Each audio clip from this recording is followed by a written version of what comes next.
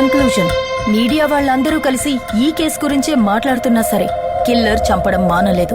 Which means at any cost ఇలాంటి incident మళ్లీ జరగకూడదు. దివ్య మర్డర్ కి ఇంత పెద్ద మీడియా అటెన్షన్ రావడానికి కారణం కార్పొరేషన్ కంపోజ్ ఫిల్లింగ్ సైట్ కి వెనకాల ఉన్న ఒక ఓపెన్ ప్లేస్ లో బాడీ దొరకడం వల్లే. మరి ఇంత ఎక్స్పోజర్ ఉన్న ప్లేస్ లో ఒక విషయాన్ని కంట్రోల్ చేయడం అనేది మన వల్ల కాదు కదా. అమ్యూజ్మెంట్ పార్క్ నుంచి మిస్ అయిన దేవికి ఇప్పుడు మన priority. I'm on it sir. Okay, you come with me. Yes sir.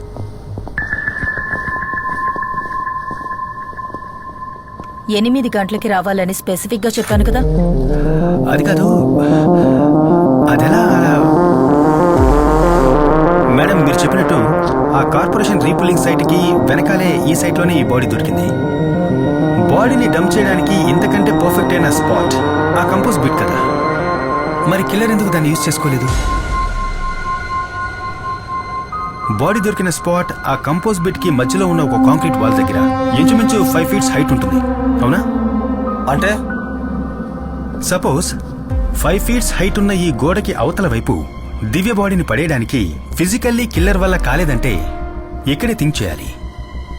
Divya dance class లో ఉన్న తోటి students, water theme park security, ఇంతకు ముందు కేసు సంబంధించిన సాక్షులు కూడా ఆ ఇన్సిడెంట్ జరిగేటప్పుడు ఆ ప్లేస్ లో అనుమానించే విధంగా ఎవ్వరూ మాకు కనపడలేదని చాలా ఖచ్చితంగా మనకు చెప్పడం జరిగింది.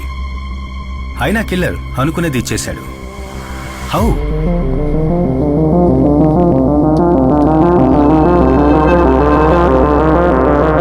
దివ్య డ్రెస్ మీద మనకు కనపడ్డ ఈ స్లాష్ ప్యాటర్న్ దివ్య ఇంకెవరితోనో కలిసి సైడ్ బై సైడ్ నడిచి వెళ్లేటప్పుడు తన మీద చెందిన బురదే ఇది. కానీ డాన్స్ స్కూల్ వెనకాల ఉన్నటువంటి ఆ సందు 4 అడుగుల హైటే ఉంది.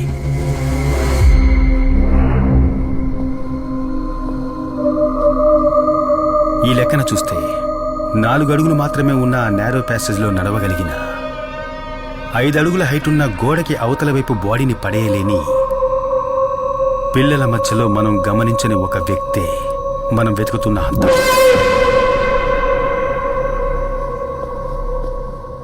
ఈ క్రైమ్స్ అన్నిటికీ కారణం ఒక చైల్డ్ అయితే? Look Sam, I've told you this before. Government ఇచ్చే సాలరీకి మెడికో లీగల్ ఒపీనియన్ ఇచ్చే పని మాత్రం చేస్తే చాలు. ఇన్వెస్టిగేషన్ చేసి కేసు క్లోజ్ చేయడానికి క్వాలిఫైడ్ ఆఫీసర్స్ ఉన్నారు. హాలీవుడ్ సినిమాలు చూసి ఇండియాలో కేసు ఇన్వెస్టిగేట్ చేయకూడదు. మేడం, అమర్జిత్ సదా గురించి మీరు ఎప్పుడైనా విన్నారా? ఈ సీరియల్ కిల్లింగ్ ఒక చిన్నపిల్లాడు చేస్తుంటాడని మనం ఎప్పటికీ ఊహించలేం. కానీ నేరాలు చేయడానికి ఏజ్ కి సంబంధమే లేదు.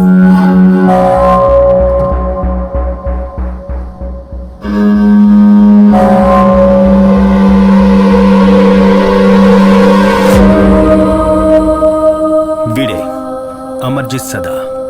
సీరియల్ కిల్లింగ్ విషయంలో మొట్టమొదటిసారిగా అరెస్ట్ అయిన చిన్న కుర్రాడు. వీడి వయసుందో తెలుసా మేడం? 8 ఏళ్లు. వీడి సొంత చెల్లెలతో సహా వీడికంటే వయసు తక్కువలో ఉన్న 3 ఇటికిరాయితో దారుణంగా తలపగలగొట్టి చంపి అరెస్ట్ అయ్యింది ఎక్కడో యూరోప్లోనో అమెరికాలోనో కాదు మేడం, ఇక్కడే మన దేశంలో, బీహార్లో.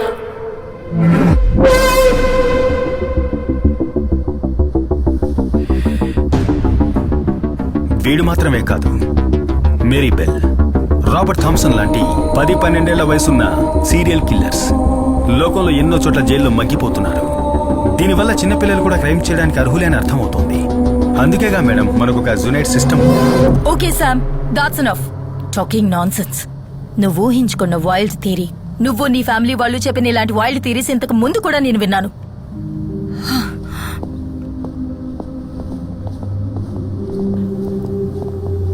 మీ మధ్య ఇంతకుముందే పరిచయం ఉందా? చిన్న బంధం కూడా ఉంది. అకాడమీ నుంచి పాస్అవుట్ అయిన తర్వాతనే మా అన్నయ్యకి రితికాకి మ్యారేజ్ జరిగింది. రితికాకి తన జాబ్ మీద ఉన్న ఎక్కువ ఇంట్రెస్ట్ తప్ప వాళ్ళిద్దరి మధ్య ఎలాంటి గొడవ లేదు. వారిద్దరికీ నైనా కాకుండా ఇంకో బిడ్డ కూడా ఉంది. రితికాకున్న కేర్లెస్ వల్ల ఆ బిడ్డ చనిపోయింది. తరువాతి రోజుల గురించి చెప్పాలంటే భయంకరం. Arguments, fights, family courts, divorce. 6 ఏళ్ళయింది. ఆ తర్వాత మా ఫ్యామిలీకి రితికకు ఎలాంటి బంధాలు లేకుండా పోయాయి. శ్యామ్, వీరు Abdul Wahab sir. Hello sir. Retired SP CBCID. నీకు ఇవ్వడానికి ఒక DNA శాంపిల్ తెచ్చారు. మన జాన్సన్ మర్డర్ గురించి తెలుసు కదా, దాంతో దీన్ని క్రాస్ చెక్ చేయాలి. షో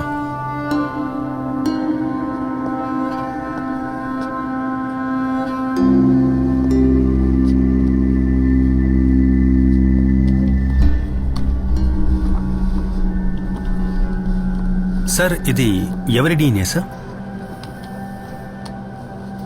ఇది ఈ స్టేట్ క్రైమ్ బ్రాంచ్ చరిత్రలోనే మేము కోల్డ్ స్టోరీ చేసిన ఒక ప్రమాదకరమైన కేసును పట్టుకోవడానికి హెల్ప్ అయిన లీడ్ ఇది.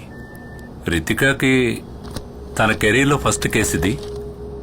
నా రిటైర్మెంట్కి ముందు ఇదే ఆఖరి కేసు. 2010 మొదట్లో మన సిటీ అవుట్స్కట్స్లో ఉన్న బర్మా కాలనీలో 8-11 ఏళ్ల మధ్యలో ఉన్న పిల్లలు కిడ్నాప్ చేయబడ్డారు. ఆ తర్వాత వాళ్ళ డెడ్ బాడీసే దొరికాయి.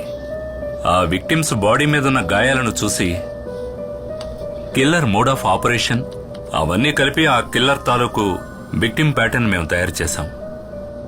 అది బేస్ చేసుకుని ఈ కిల్లర్ నెక్స్ట్ ఏరియాని ఎప్పుడు అప్డేట్ చేస్తాడనే ఒక టైం ఫ్రేమ్ ని మేము పిన్ పాయింట్ చేశాం. ఈ బర్మా కాలనీకి వెళ్లే రోడ్లన్నీ మూసేసి మేము చేసిన వైట్ సర్చ్ లో అక్కడ ఒక రోడ్ సైడ్ లో పార్క్ చేసిన స్కూల్ వ్యాన్ నుంచి డ్రగ్స్ ఇంజెక్ట్ చేయడం వల్ల స్పృహ తప్పిన ఒక పాప దొరికింది. ఆ తర్వాత కొన్ని రోజులకే ఆ స్కూల్ వ్యాన్ డ్రైవర్ అరెస్ట్ చేయబడ్డాడు. ఇతనే ఆ driver.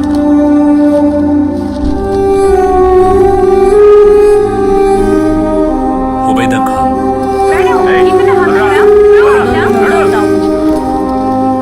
Burma colony serial killer arrest అయిన వార్త పేపర్స్ లోనూ ఛానల్స్ లోనూ బాగా పాపులర్ అయింది.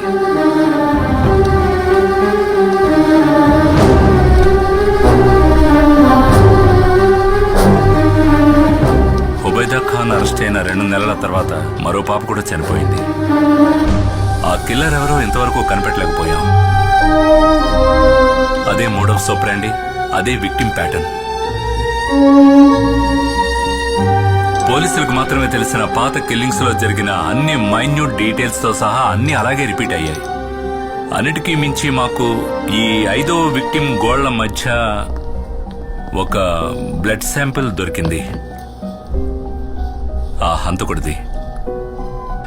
ఇంతకుముందు చనిపోయిన విక్టిమ్ డ్రెస్ లోంచి మనకు దొరికిన బ్లడ్ తో పర్ఫెక్ట్ గా మ్యాచ్ అయిన DNA శాంపిల్. కానీ అది జైల్లో ఉన్న హుబేద్తో మ్యాచ్ అవ్వలేదు. అన్ఐడెంటిఫైడ్ అయిన ఎవరిదో ఒకరి బ్లడ్ శాంపిల్ అది.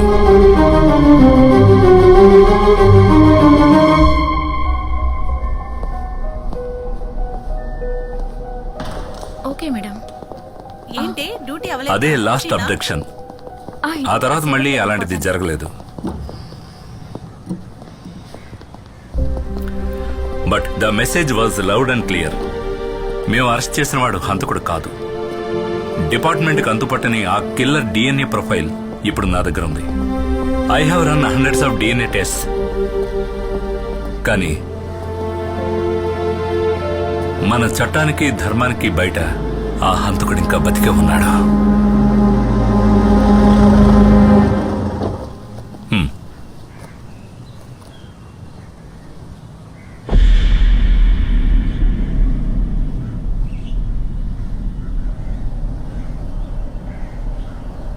హుబైదా అహ్మద్ జైలు నుంచి బయటకు వచ్చిన తర్వాత ఎవరూ పనివ్వలేదు. ఈ సమాజంలో ఒక హంతకుడిగా అతని మీద ముద్ర వేయబడింది. రిటైర్మెంట్ తర్వాత నా దగ్గరే పెట్టుకున్నాను. ఈ సంఘటనలన్నీ మా ఇద్దరిని కలిపేశాం. ఎప్పుడూ అంతులేని తీరని అన్వేషణలో.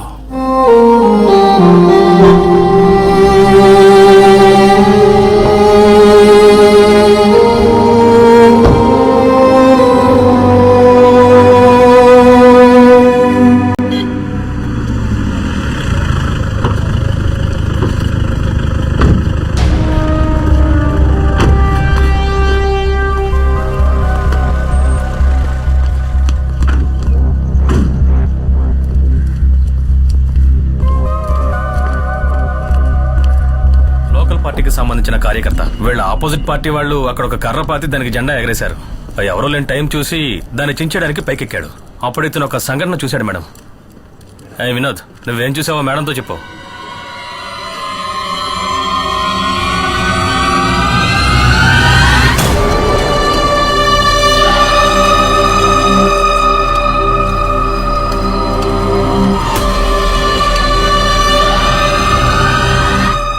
వ్యక్తి ఎలా ఉంటాడో నువ్వు కరెక్ట్గా చెప్పగలవా? మేడం, ఆ సంఘటన రాత్రి జరిగినా కూడా ఆ మొహాన్ని క్లియర్గా చూశాను మేడం. కానీ అతను అంత అంత పెద్ద మనిషి ఏం కాదు. అతను ఒక 10-11 ఏళ్ళలో ఉన్న చిన్న కుర్రాడు మేడం.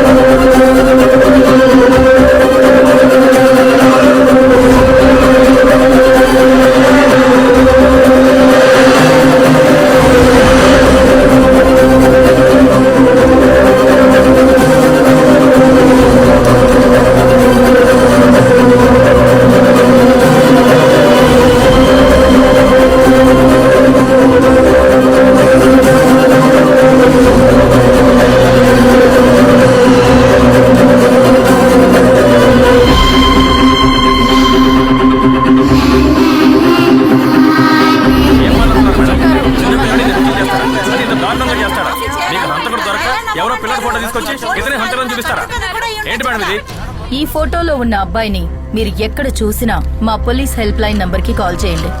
ప్రెస్ మీట్ తర్వాత ఈ ఫోటో డిజిటల్ కాపీని అన్ని ఛానల్స్ కి పంపిస్తాను. మేడం ఏంటిది? మేము అడుగుతున్నాం, మీరు సమాధానం చెప్పండి. మీ మానాన్ని మీరు ఇంత గట్టిగా ఓకే, దట్స్ ఆల్. మీరే సమాధానం చెప్పాలి. థ్యాంక్స్ డానో. I guess it's over. Murali, yes ma'am. ఈ ఫోటోని వెంటనే సర్క్యులేట్ చేయాలి. అన్ని ఛానల్స్ కి పంపండి. ఓకే. సోషల్ మీడియా కూడా పంపించేద్దాం సరే. మేడం. యా. శామ్, ఆ రోజు నీతో హార్ష్గా మాట్లాడాను, కానీ నువ్వు ఊహించిన వైల్డ్ థియరీ ఈ కేసుకి పెద్ద లీడ్ అయింది. And that credit belongs to you. Bye.